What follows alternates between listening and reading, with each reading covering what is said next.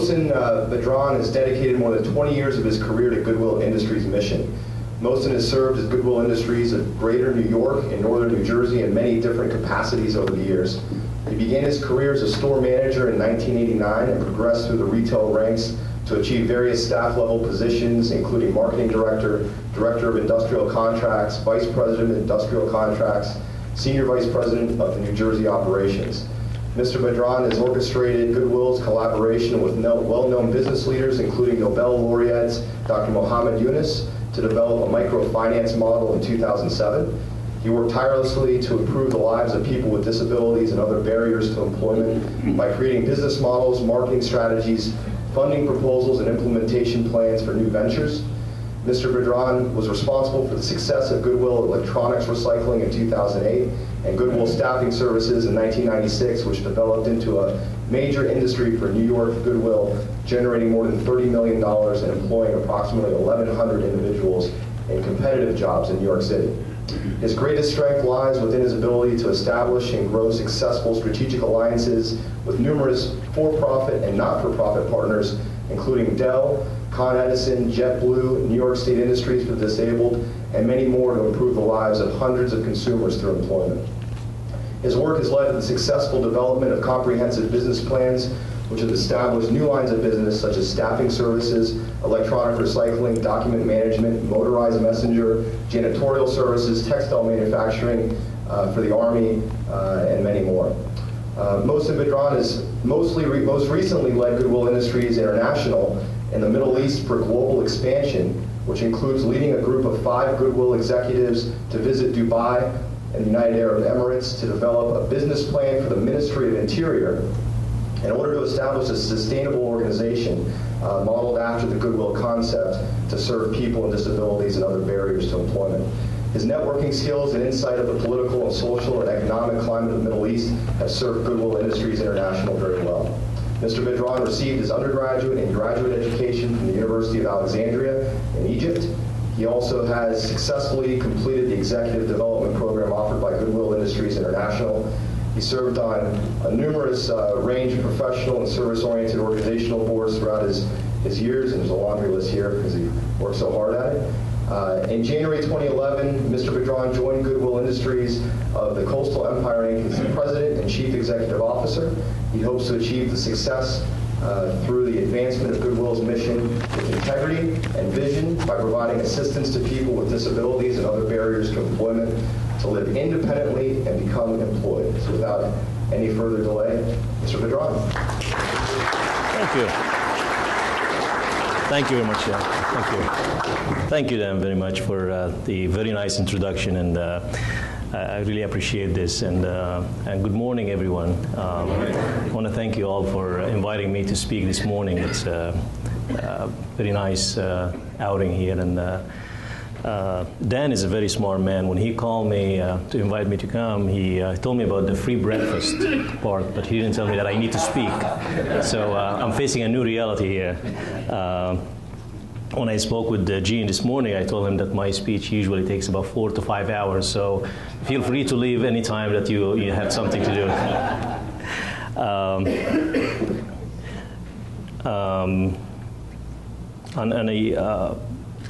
On a serious note, I wanted to congratulate you all on the wonderful work that you do every day here to support our community through the 14 organizations that you help. This is a fantastic cause, and I applaud you for doing this on an ongoing basis. When I was in college years ago, I had a conversation with one of my favorite professors, and he told me something that still is stuck in my mind until today. When he said, if you want to rank, or if you want to measure the civility of any nation, just look how they treat their disabled. It's not about the power of the weapons or the expansion and the economy and all of that. It really comes down to how they treat their disabled folks. And indeed, here in the U.S., we have we are way ahead of everybody else in the rest of the world. We have the ADA, American with Disability Act, for over 20 years, and it's been working very well for our folks here. And it's helping greatly in many different ways. But we have the, I'm just going to take my glass off so I see what I wrote. The other thing that we also do here that probably better than anyone else around the world, that we have new and improved technologies that's helping folks with disability and almost every day in their lives just to become more independent and live as normal life as it can be. And these are great things that we do here, and we should be proud of doing this. And many of you, I'm sure that you travel around the world and you see the differences of how we treat folks in here versus how they treat their people with disability. And everyone has the good intention, but we actually go the step further, and we just not rely on the intention, but we do things about it. We have the law, and we have the technologies, and we have the work, and we have groups like yourselves who are very sincere and very serious about helping those who need help.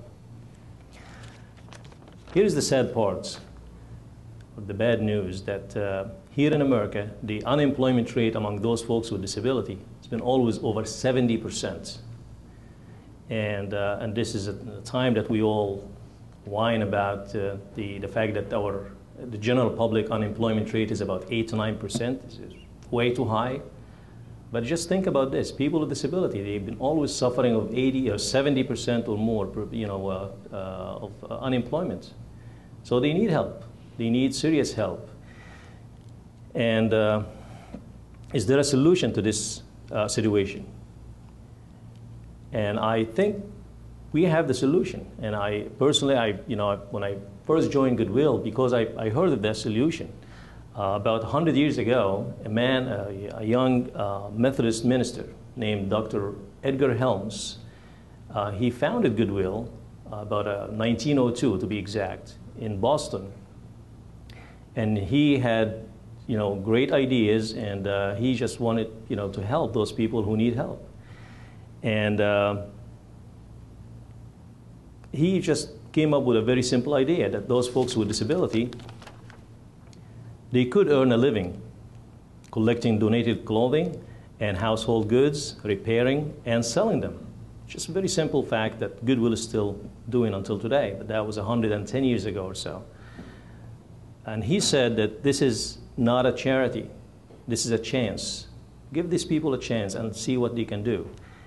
And he believed in that this model is a hand up, not a handout.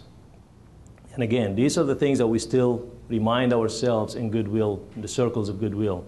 And this Goodwill business model grew all over the country,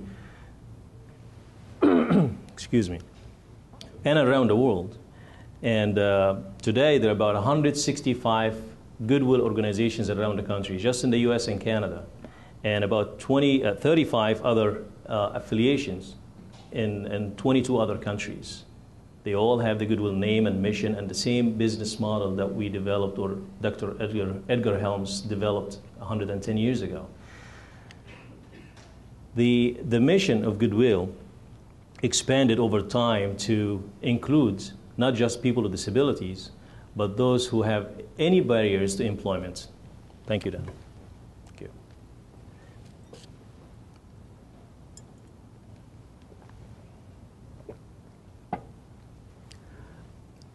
So today our mission is not just limited to people with disabilities, but also we service all who have barriers to employment. And this could be a lot of different things. And Dr. Edgar Helms said something that very remarkable back then, about a century ago, and it still stands very true until today, when he said, that was towards the time of his retirement, by the way, after he went through the whole expansion of Goodwill around the country, or at least in the East Coast back then. He reminded us of something very important, and he said this. He said, "Friends of Goodwill, be dissatisfied with your work until every handicapped and unfortunate person in your community has an opportunity to develop to his fullest usefulness and enjoy a maximum of abundant living. The first two words, just be dissatisfied, are just something that's remarkable. He's calling us and telling us, never be complacent about what you do, because there are always people out there, they need your help. There are always people out there, they need your help. So you help 100 people, go out and help more, because there's so many of them out there. And if we don't help them, who else is going to help them? It's a fact of life. No one else is going to help them. It's reality, and we've seen it in many other countries, how the other countries, they treat their folks with disabilities. They don't have a chance. They don't have the opportunity to become productive. So here we given them the opportunities, and we are helping them, supporting them, but we should never be satisfied with this. We should always go out and do more. And this message is very consistent with the work that you do here at the Kiwanis Club. You help through the 14 organizations you support. You basically help those who need help on an ongoing basis. And this is such a noble and critical assistance and cause that you do. Now, here is a question: why the business model of Goodwill is working? Why has it been working for 100 years or so, and it's getting stronger? And it is built on the foundation of the power of work. The power of work, that's the key here. We truly believe that just give the man a job, a woman a job, and just give them the opportunity to work, and let them just take it from there, all right? Many of them will succeed. Some will fail, but that's all right. That's, failure is part of life, but we're going to have to continue to try. Just continue to give them the opportunity. And that's what Goodwill Foundation is built on, the power of work. And what we do at Goodwill, we don't look at people's disabilities. We look at their abilities, what they can do, not what they cannot do. And we devise programs to help various populations, as we said earlier, that it's not just people with disabilities, but others. And I'll give you just an idea about some of the programs we do at Goodwill, and in particular here in Savannah Goodwill. We have a program called Good Guides, and it's for at-risk youth mentoring initiative that helps about between the age of 12 to 17 years old youth, and they build their career plans and skills as they prepare for school completion, post-secondary training, and supportive relationships with trusted adult mentors. And it's very important for so many people to have mentors, because they don't have that father figure or some guidance in their life, and they will be lost, they will drop out, and they need that mentorship. So we have this program just to match those folks or these youth at risk with a mentor who's willing, trusted mentor who's willing to just take them under their wing and just help them through, a process could be for 6 months or a year or so. And we have a big number of people who are already doing this. And it's working fantastic. You see the turnaround in people's, in the young kids' life. They just doing better at school, they stay at school, their behavior improved, and so on and so forth. It's a great program, and it's funded by a program called Good Guide, and that's a national program, and we are just taking part of it here in Savannah area. Another program that we serve here for a different population, which is the homeless veterans. We call this program Operation Open Doors, which offers new beginning, new hopes to homeless veterans through reintegration into employment and community. Those veterans are assisted in securing housing, health care, and their veterans benefits while receiving training and employment services. Another program called Advance. And Advance is for acquired brain injury folks, is an award-winning day treatment program providing both life skills and job training. And if you notice here, the theme, the common denominator among all these programs about jobs and training. because that's ultimately our mission, is just to help people to be employed. Back to the advanced program, it's amazing to learn this, that when I first came to Savannah and I learned about this fact, it was very impressive thing that this is the first program of its kind in the state to be implemented in the state of Georgia outside of Atlanta. So no any other service been provided outside of Atlanta for acquired brain injury patients of this kind, except here at Goodwill in Savannah. These are the kind of service that we provide, but we also have some other businesses that we develop. So we don't rely on government funding to stay in business and continue to advance our mission. So we actually go out there and we develop programs or business lines on our own. And we take matters in our own hands to do that, so we can have more control and we employ more people and all of that. So some of the things that we do on this end, which we call it business services, we have a program we call it G-Force Technologies. And that's, it's a wonderful program that we manufacture, engineer, and we devise some parts for the Gulfstream airplanes. We actually do the whole thing from scratch. It's not just the packaging or assembly work. We just talk with Gulfstream, and this developed over time. It took about 20 years to get to the level that we are in today. We are a tier 1 supplier to Gulfstream. So it's a very prestigious status to be at right now, that we are considered one of the top suppliers. And in fact, the last 2 years, G-Force won the Supplier of the Year award from Gulfstream. So it is a very impressive accomplishment of Goodwill to become at that level, while we do all of the other services. But when it comes to providing services to business, one of the top businesses in our area, they recognize that, and they are just not, it's not a charity, it's a chance. They gave us a chance to do something, and look what we did with it.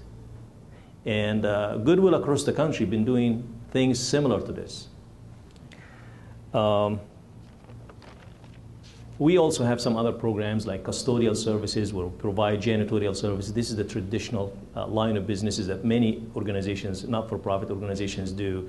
But it's a good segment of our business, because we provide these services to scores of customers in the federal and the state level, many agencies, and we actually have many programs or contracts with Fort Stewart and Hunter bases. And we also provide the same service at the Federal Law Enforcement Training Center down in Brunswick, and much more. So we have about 150 individuals, and most of them, I would say probably about between 75 to 80% of them, they have severe disabilities. And they earn livable wages, and they all have medical coverage. So again, those 150 jobs, if it was not for Goodwill to do what we've been doing all along, it will be hard to imagine that someone else will employ them, and employ them on an ongoing basis, and provide them with the livable wages and benefits that we do.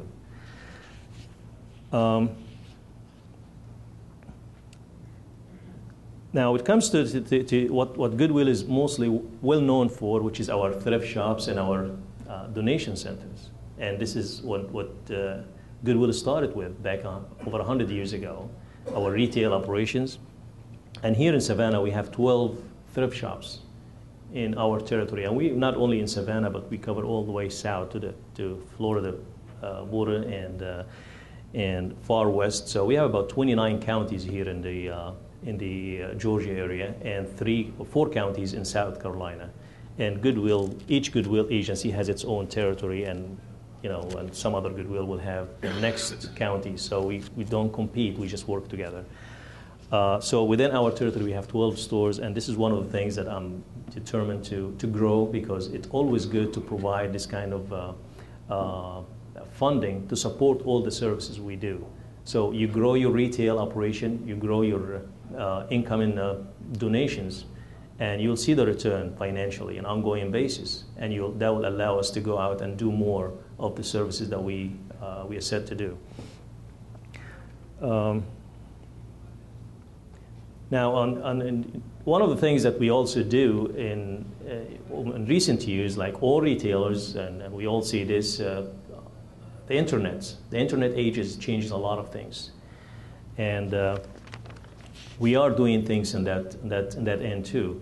As a matter of fact, in Goodwill, we have a whole division, we call it ecommerce, where we sell merchandise online like everybody else. And last year here in Savannah, we are very, very close to $1 million in sales of merchandise online. And we do this in very creative ways. We have books, and I'll tell you the story about the books. We had, some years ago, we found that we have our books put on the shelves in our stores and all over the country, Goodwill stores. And you see some dealers come into these stores, and they have some kind of device, and they just scan each book, and they put 5 back and take 1, and 5 back and take 1. And our books are 50 cents or $1. And then we kept just thinking about this. Why these people doing this? What is that device? And we found that they are much smarter than us. They actually have this software in these scanners, and this software will tell you how much this book been sold in eBay and Barnes and Nobles and other auction sites. So they actually buy our books or books from us for 50 cents or $1, and they put it online and they sell it for $5, $10, $15, $20.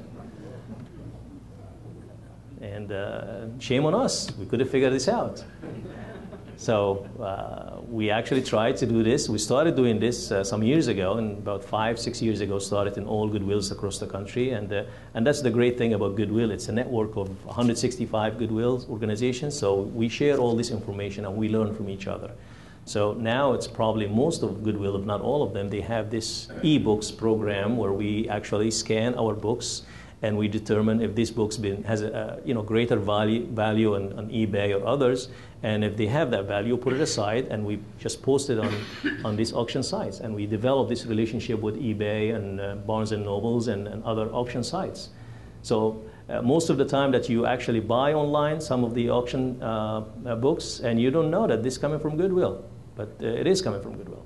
And to us, again, it's not about promoting the name. It's just this is the business line that we are in. We're just selling as many books for as higher value as we can get. So again, the money will go back to the program or the programs we provide.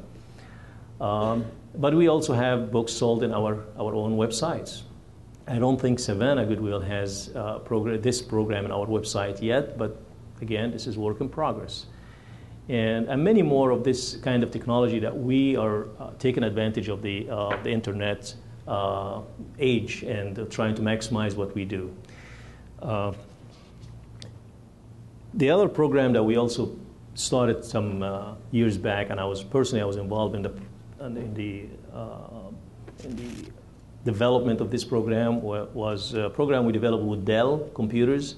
And Dell wanted to establish a program to voluntarily recycle computers, so they are not forced by any legislation to do it at cost, or higher cost rather. So they looked around and they found that probably the best national footprint organization in the country is Goodwill, because we have around the country we have over 2,500 stores, 2,500 stores. And that's a great footprint for any organization to take advantage of. So Dell worked diligently with Goodwills across the country, and today most of Goodwills across the country, they accept computers. And this is just you take any computer of any brand, any condition for free. And actually, as a donor, you take a receipt for tax purposes. And we just recycle this, and we just do what we do with them, and we just send them back to a certified recycling center. And the promise here, and guaranteed by Dell, that these computers will never go to the landfill. So that's helping the environment, and it's also will never go and will be sold without wiping all the data. So it provides some protections to the donors as far as the identity theft and issues like that. So this program, again, it's a fantastic program. Dell is paying for the basic services, but for us, we take these computers and provide jobs for some people. Not a lot of jobs, but some jobs Here in Savannah, we have 3 people working in this program. When I was in New York, we had about 7 or 8 people because the volume is higher. But again, this is about partnership. You're just going to go out and develop this partnership and not be fearful of a big fish like Dell or JetBlue or other organizations, because they, it could benefit both sides. Could be a mutually, beneficial to both. Now, one of the things that we did in New York, and I actually brought a card here with me, that all of these kind of services that we provide, we just keep thinking about, we serviced hundreds of people, and many of them went for jobs, and then so what? What do you do after this? What is your actual impact on these people and their lives for moving forwards? There is no program out there that we know of that will tell us that when you help Johnny to get a job, that Johnny 5 years later is still on the job. We measure Johnny's activities probably for 3 months, 6 months, for even a year. If the funding sources are telling us to follow up with Johnny for 6 months, that's what we do. And after 6 months, we close the file and we just move on. And it's unfortunate, but it's a fact of life, because it costs you a lot of money to do the follow-up for years later. So in New York, Goodwill, we developed a program, we call it Member for Life. And it's a very simple idea, that every person that comes to Goodwill doors for any kind of service will automatically become a member for life. And we give him or her a card, and actually this is the card that we got, and we made this in my name, so I became a member for life myself.